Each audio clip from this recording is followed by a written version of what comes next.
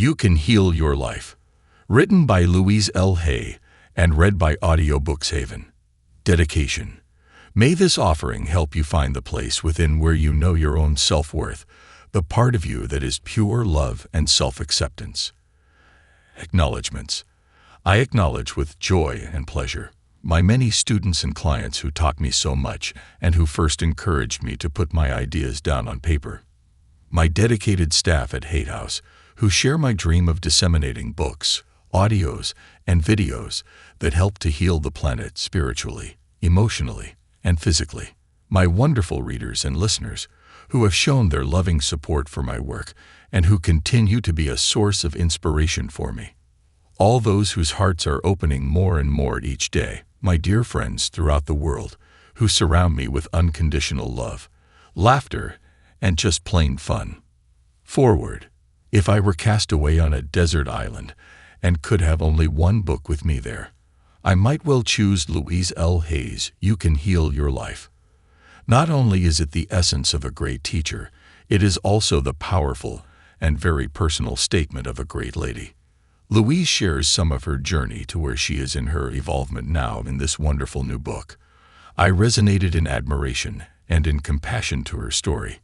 Too briefly sketched here, in my view, but perhaps that's another book. It's all here, is my point. All you need to know about life, its lessons, and how to do the work on yourself is right here.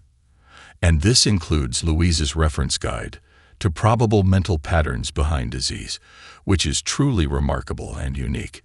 In my experience, a person on a desert island who found this manuscript in a bottle could learn all he or she needs to know to make this life be the one that gets the job done. Desert island or not, if you have found your way to Louise Hay, perhaps even accidentally, you're well on your way.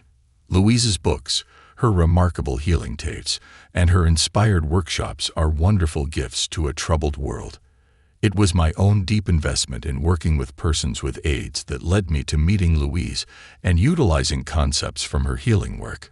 Each AIDS person I worked with, and for whom I played Louise's tape, A Positive Approach to AIDS, got Louise's message on the first hearing, and many made playing this tape part of their daily healing ritual.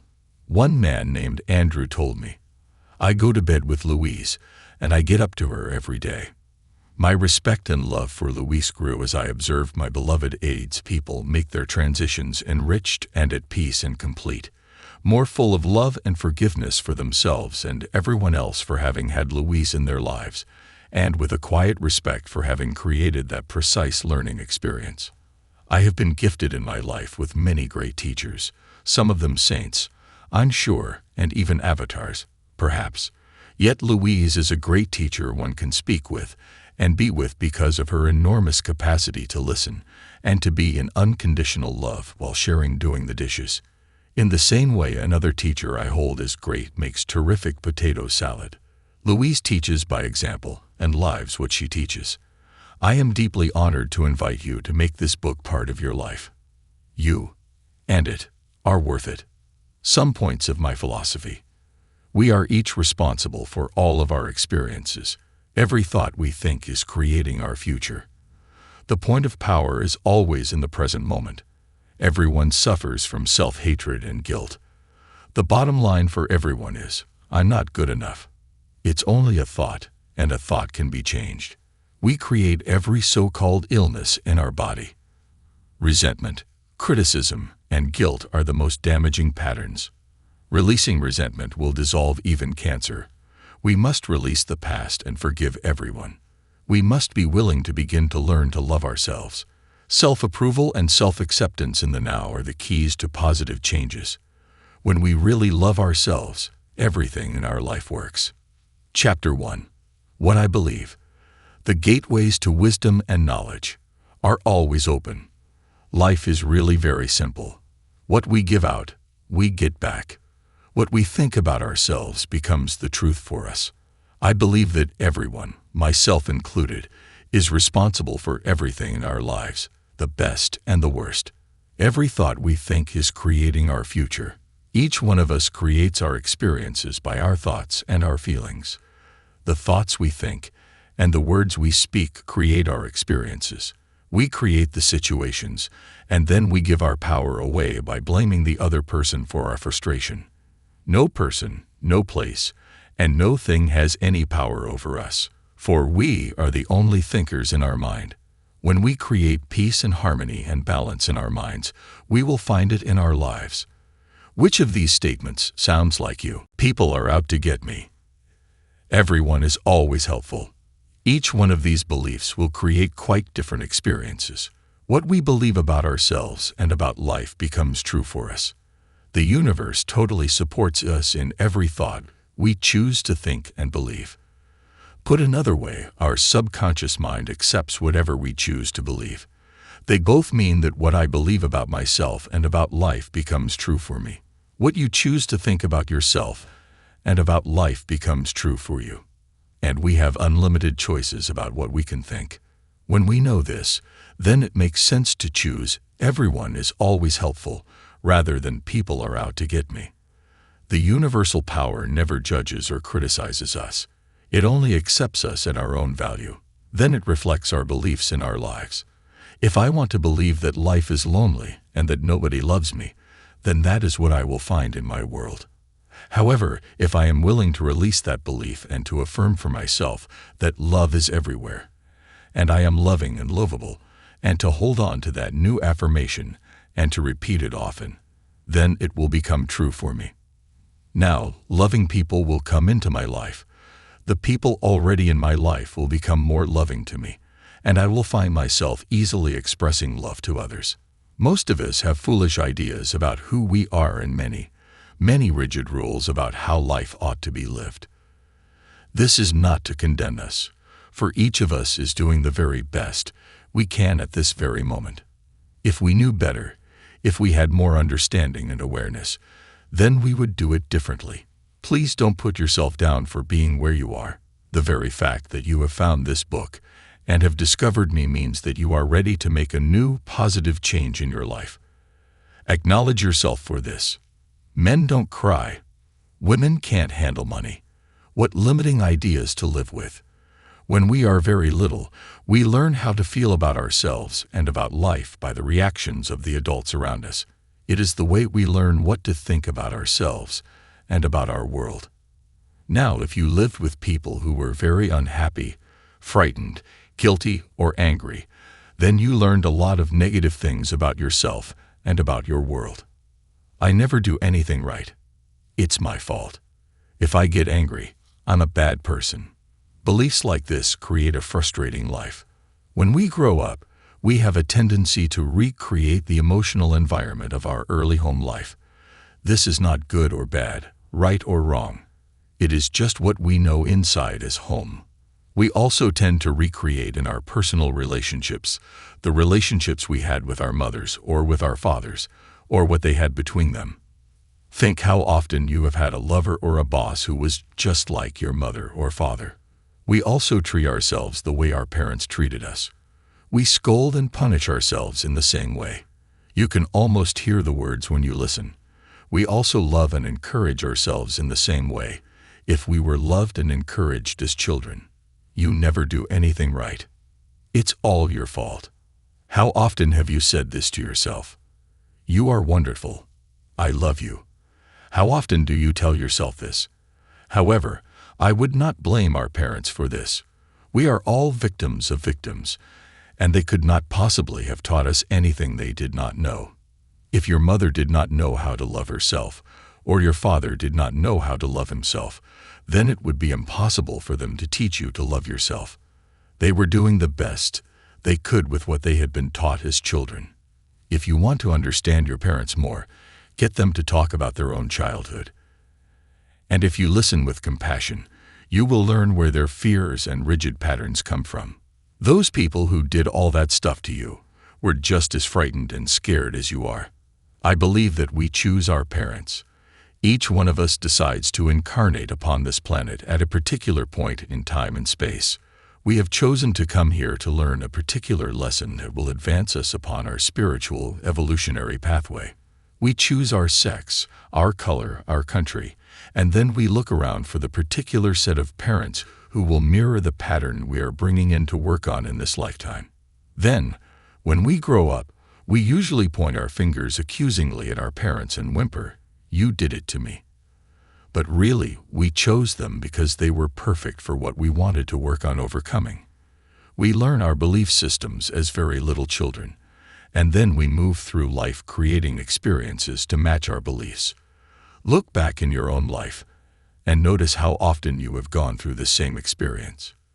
Well, I believe you created those experiences over and over because they mirrored something you believed about yourself. It doesn't really matter how long we have had a problem, or how big it is, or how life-threatening it is. The point of power is always in the present moment. All the events you have experienced in your lifetime up to this moment have been created by your thoughts and beliefs you have held in the past. They were created by the thoughts and words you used yesterday, last week, last month, last year, 10, 20, 30, 40, or more years ago, depending on how old you are. However, that is your past. It is over and done with. What is important in this moment is what you are choosing to think and believe and say right now. For these thoughts and words will create your future. Your point of power is in the present moment and is forming the experience of tomorrow, next week, next month, next year, and so on. You might notice what thought you are thinking at this moment. Is it negative or positive? Do you want this thought to be creating your future? Just notice and be aware. The only thing we are ever dealing with is a thought, and a thought can be changed. No matter what the problem is, our experiences are just outer effects of inner thoughts. Even self-hatred is only hating a thought you have about yourself. You have a thought that says, "I'm a bad person." This thought produces a feeling, and you buy into the feeling. However, if you don't have the thought, you won't have the feeling. And thoughts can be changed. Change the thought, and the feeling must go. This is only to show us where we get many of our beliefs, but let's not use this information as an excuse to stay stuck in our pain. The past has no power over us.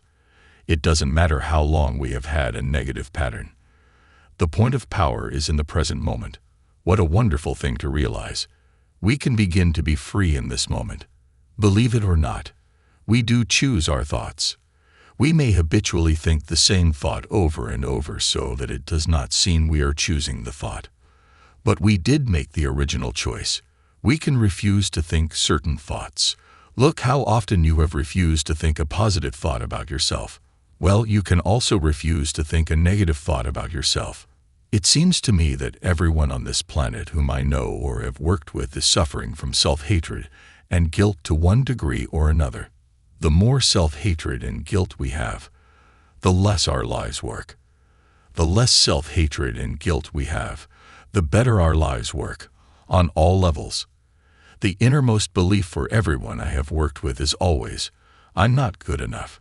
We often add to that, "And I don't do enough," or "I don't deserve." Does this sound like you? Often saying or implying or feeling that you are not good enough. But for whom? And according to whose standards? If this belief is very strong in you, then how can you possibly have created a loving, joyous, prosperous, healthy life? Somehow your main subconscious belief would always be contradicting it. Somehow you would never quite get it together, for something would always be going wrong somewhere. I find that resentment, criticism, guilt, and fear cause more problems than anything else. These four things cause the major problems in our bodies and in our lives. These feelings come from blaming others and not taking responsibility for our own experiences. You see, if we are all responsible for everything in our lives, then there is no one to blame. Whatever is happening out there is only a mirror of our own inner thinking. I am not condoning other people's poor behavior, but it is our beliefs that attract people who will treat us that way. If you find yourself saying, "Everyone always does such and such to me, criticizes me, is never there for me, uses me like a doormat, abuses me," then this is your pattern. There is some thought in you that attracts people who exhibit this behavior. When you no longer think that way, it will go elsewhere and do that to somebody else. You will no longer attract them. Following are some results of patterns that manifest on the physical level. Resentment that is long held can eat away at the body and become the disease we call cancer. Criticism as a permanent habit can often lead to arthritis in the body. Guilt always looks for punishment, and punishment creates pain. When a client comes to me with a lot of pain, I know they are holding a lot of guilt. Fear and the tension it produces can create things like baldness, ulcers, and even sore feet. I have found that forgiving and releasing resentment will dissolve even cancer.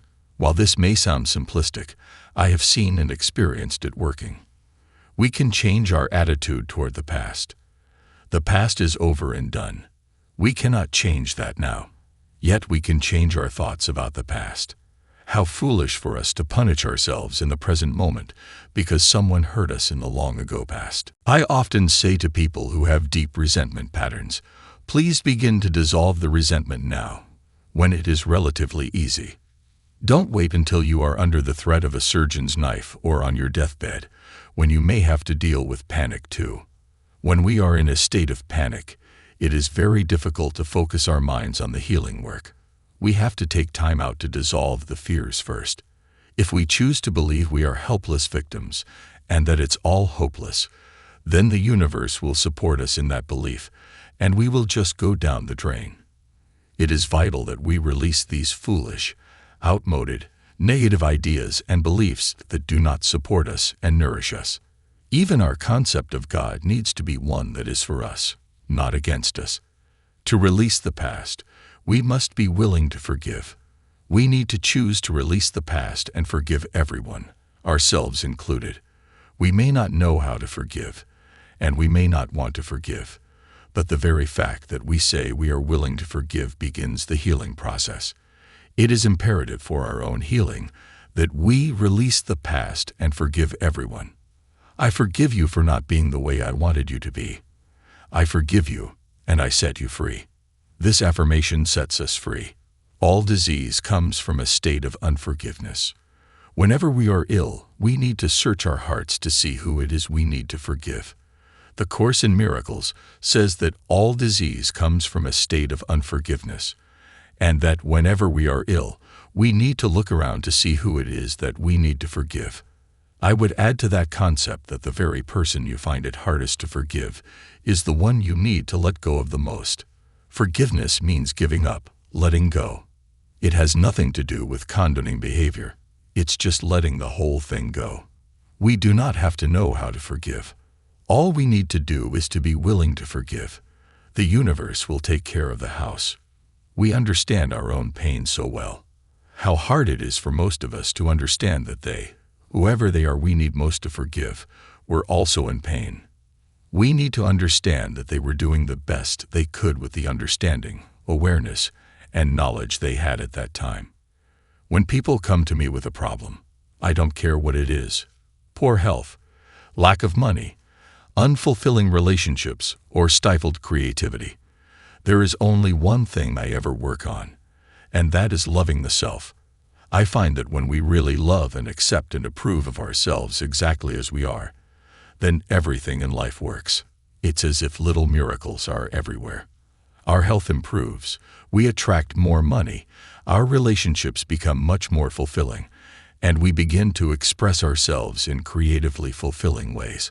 All this seems to happen without our even trying. Loving and approving of yourself, creating a space of safety, trusting and deserving and accepting, will create organization in your mind, create more loving relationships in your life, attract a new job, and a new and better place to live, and even enable your body weight to normalize. People who love themselves and their bodies neither abuse themselves nor others. Self-approval and self-acceptance in the now are the main keys to positive changes in every area of our lives. Loving the self, to me, begins with never ever criticizing ourselves for anything. Criticism locks us into the very pattern we are trying to change. Understanding and being gentle with ourselves helps us to move out of it.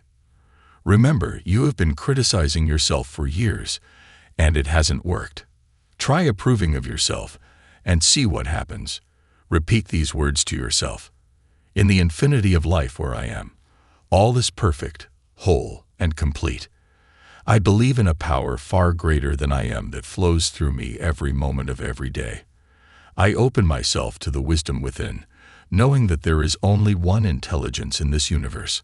Out of this one intelligence comes all the answers, all the solutions, all the healings, all the new creations. I trust this power and intelligence, knowing that whatever I need to know is revealed to me, and that whatever I need comes to me in the right time, space, and sequence. All is well in my world. Thanks for listening to this from Audiobooks Haven.